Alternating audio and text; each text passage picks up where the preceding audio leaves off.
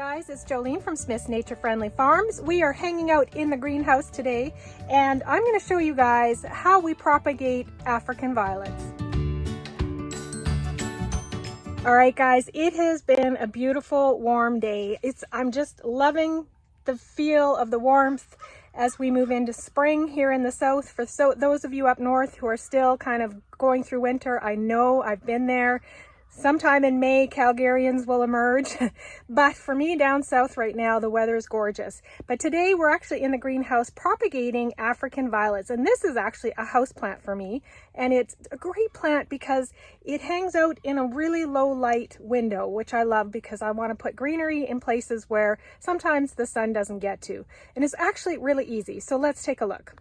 So the things that we're going to need today, we have the African violet plant. This is my baby. She's done flowering right now, but she'll have flowers again, and she's looking lovely. We need some scissors, and I'm going with herb scissors because I want to make these kind of a small leaf, and I want to make a nice clean cut for this project. So I'm going to use my herb scissors for it. I've got a little glass container with some saran wrap on it, and I'll explain that a bit later. You're going to need some cups, some good old-fashioned beer cups.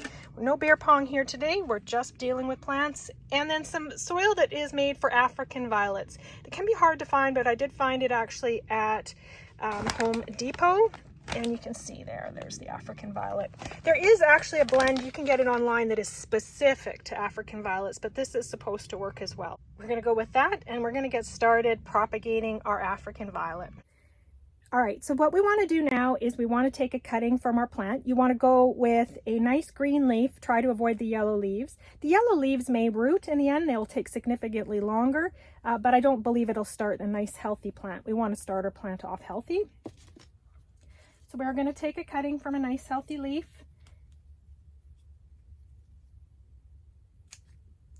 Got this guy right here. We're going to cut it diagonally. Now he's actually already cut a little diagonally, so I'm going to try and keep the diagonal. But you want to end up with a bit of a point, and that's your perfect cut for getting it started. So you can see here's the two that I've made.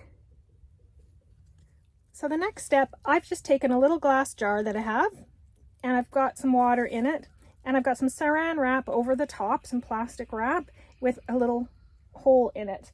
And that's all we're going to do is make sure that we put our root, and I'll actually have to add water into this one because I don't obviously have enough water because the root's not touching, but you want to make sure that the root gets into the water so that they can root.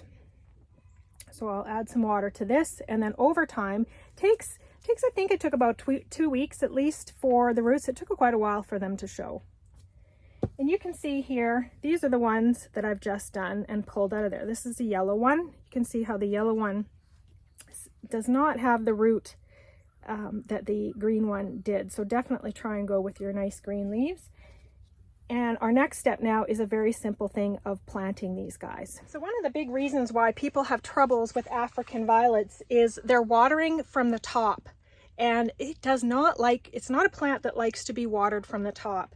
If you know how to make a wicking pot would certainly work for this, but I find the actual wick part is unnecessary. The plant actually will create its own wick with its root system. So let's take a look. So when I got this plant, it actually came in the container that was already made in a wicking pot format. And you can see there, that's just pure roots. I think it's at least about 2 years old, and it hasn't left this pot, and it's flowered many times, and it's a beautiful plant. So what we want to do though is, you can't, obviously I purchased the plant with this pot. What do you do when you need a pot? We're going to need to create our own, so we're going to use some red silo cups for these. So cup number 1 will be the base cup. That is where the water will be stored, and then this cup number 2 will actually be where we cut the bottom, just with some scissors, slice out the sides so that it can take the moisture in but sit within the other cup. All right, just show you how we're going to make our cuts. We've got scissors, and we are going to take the corner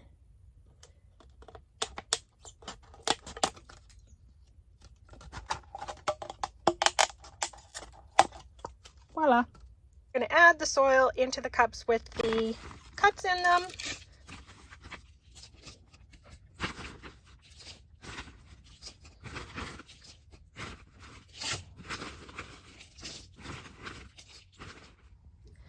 I'm going to plunk my rooted little African violet in here.